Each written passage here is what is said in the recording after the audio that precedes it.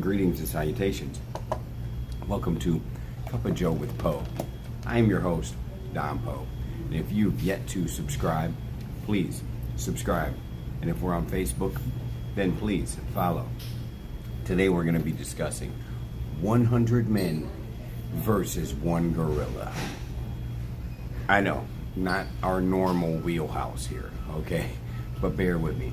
So imagine this, 100 men versus one gorilla. Now you may be saying, simple, the numbers win. Well, these 100 men are naked, and the gorilla is in his natural environment. So these, or they got loincloths, whatever. Let's go where we're at, the Congo or something. So it's 100 people from the Congo versus this gorilla. No weapons. Now, what would they do? How would they approach this? First off, the gorilla's strength is unmatched. I believe he's like 20 times the normal strength of a human. I'm probably wrong here. It's probably way more than that. But we know a gorilla could probably rip a man's arms off of his body. So, how would they do this? Would they all just flood in and try to overwhelm him in like zombie formation? You know how the zombies just overwhelm something? The problem is zombies don't feel pain and people do. There's going to be a psychological part behind this too. So imagine there's 100 men standing there facing off with this gorilla. The gorilla's like, you know, beating on his chest. You could probably feel each one of those thunderclaps to his chest. I bet you feel that in your chest, like a piece of bass. Like a bass note hitting in the distance. Still working on the first cup here, so the words may be a little twisted, but you'll get the meat of this, you understand. So, you know what you're dealing with. Now, not only is he super strong, but agile, built like a tank, huge, they have all that fur and all that extra strength to them. Good morning. So, for us, we don't have all that. We're pretty basic. We're actually pretty fragile. So I don't think it's going to take much for this gorilla to beat us. So if there's 100 of us, right, and we're all running at this gorilla, all he's really got to do is a couple good swabs with his giant mitt. I imagine he could knock heads off. Knock heads clean off the shoulder. So at some point, the psychological part of this has got to be like, wow, there's 30 people just now mowed down by this gorilla. How many people can a gorilla take out in how much time? I mean, I'm as crazy as this may sound, and I know human ingenuity and stuff like that, but we're not using weapons here at all. This is just bare hands versus gorilla. What can they do? Honestly, I don't see 100 men of any kind, even if they were all sports players. I don't, or all, the best it's going to get is 100 UFC fighters that are all heavyweights. They're going to have to get in there and actually punch the gorilla. They're going to have to, people are going to have to jump on the gorilla's back and try to put their finger through its eyeball to its brain and wiggle it around to scramble its brain so it can die. But I mean, there's going to be some way to beat this gorilla. If enough people jump on its bottom quarters to where it's then again it gets unbridled strength, unmatched strength. Come on now. Now let's stray off a little bit to this other topic. I seen it even brought this up. So MrBeast has got fucking money. MrBeast, I don't believe is going to make some apology and come out because he said, can 100 niggas beat one gorilla? Nobody cares about words no more. There might be very few small-minded people left in the world that words actually dictate their actions. If words control you, if you allow somebody to control you through words, then you're very easily manipulated and you'll believe anything more than likely.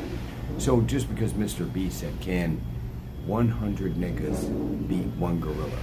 Nobody cares no more. Listen to the music. Listen, look at the cultures. Look at all the things going on around here.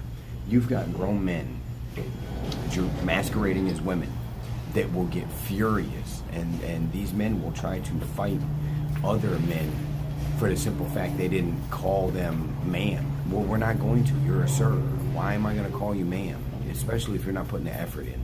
If you're some dude running around here with a full beard, but you're wearing makeup and a dress, come on, bro. Nobody's going to take you serious. You're a joke. At that point, at least put effort into it and shave and act like a woman. I mean, I'll call you ma'am. So the world is really topsy-turvy over the littlest, stupidest things, man. There's people out here literally dying every day, and you got people on TV advocating for the stupidest shit. Nobody cares about these women that went to space, these rich women, and nobody cares. That's what I'm saying is we've reached a point in society where nobody cares no more about the little bitty petty stuff. Petty. I mean, that is Tom Petty right there. So, can 100 men beat a gorilla? That's the question. Now, let's take into account man has one advantage, and only one, and that is communication with each other. They can communicate with each other and let each other know, hey, I'm going to flank the gorilla on the left because we're going to do this over here while you guys strategy. That's going to be what could win. Or maybe they see something in the geography where they can lure him to a certain area, corner him. They can use the environment. I mean, it's only right. I imagine a gorilla could grab up a big stick or something and beat somebody with it, so they can do that too. No manufacturing of weapons, though. No spear making, no bow making, none of that. They can club it. They can club it and they can rock throw.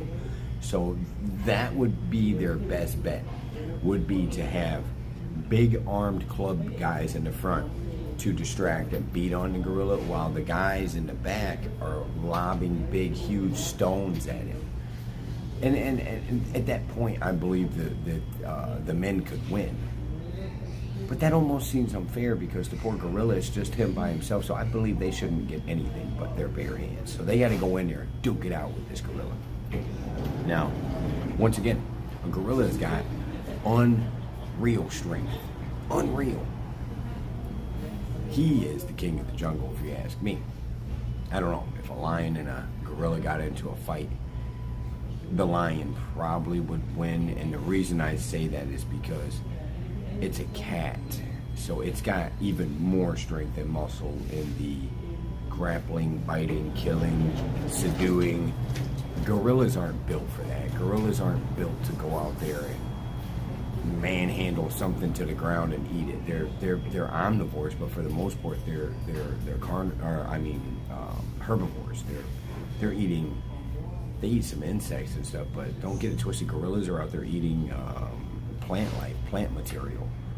They're not out eating meat. So now that's another factor.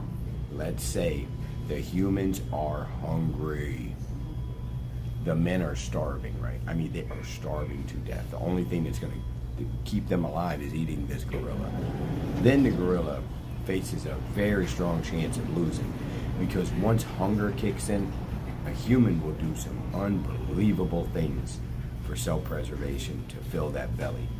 But if you're fighting a gorilla to the death, that's self-preservation all in its own.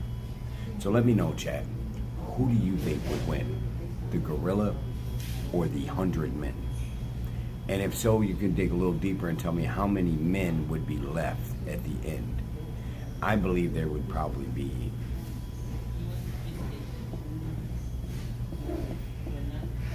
30 men left. I believe that's about right. So it'd be, close to 70 or over 70, somewhere in there, men that would probably die trying to fight this gorilla. It'd be a hell of a battle. It'd be something worth watching and seeing. I would definitely watch that. So that was what the post was from MrBeast's is, can 100 niggas beat one gorilla? Now, growing up, people will talk and say things differently than they do when they become an adult, for the most part. Some are still children and will never change, ever. I've evolved. I used to say the word nigga a lot. Like, it was in my normal everyday language. It was just a part of 90s culture growing up. And that's what's even crazier is back then, white, black, Mexican, it didn't matter, was all saying nigga, like my nigga, and nobody cared. But once the liberals and the activists, because face it guys, in politics, there's a whole new group of people that are nothing but activists. All they want to do is just keep people pitted against each other, stir the pot, and try their best to divide us. That's what they do. Divide and conquer. Control the media, control the masses. So they're losing control of the media because now we use social media and other outlets. More people watch Joe Rogan for information than they do MSNBC. Can any of you take those people serious? Clown News Network, can you take them serious? I'm surprised they're not still wearing masks on TV. But back to the original topic here, and that is, can 100 men beat one gorilla? I believe the answer is yes. I believe the answer is yes. We could win. We would just have to have strategy. And you know what? With enough prep time, I can beat anybody, says Batman. Okay, well, this has been Cup of Joe with Poe. Thank you for joining us today on location here in beautiful Hawaii, down here by the airport where the most charming people are. I mean, the sights, the smells are appalling. And Josh Green should be ashamed of himself. Worst governor in the United States, period. He's worse than Whitmer. You hear me? He's worse than Gretchen Whitmer. By far. This dude ain't even from Hawaii. And then he plays politics with these people like, I care about your culture. We're all about your culture. Man, nobody cares about culture no more anyways. We're all humans on planet Earth. There's no more white, black, none of that. Just be a human. God, man. Evolve already. Evolve. Okay, so we're going to get off here. If you have not subscribed yet, please hit that subscribe button. Hit that bell icon so you get an update every time I drop a new video. And the most important thing is what? You and your life. So live it and live it on your terms. 1.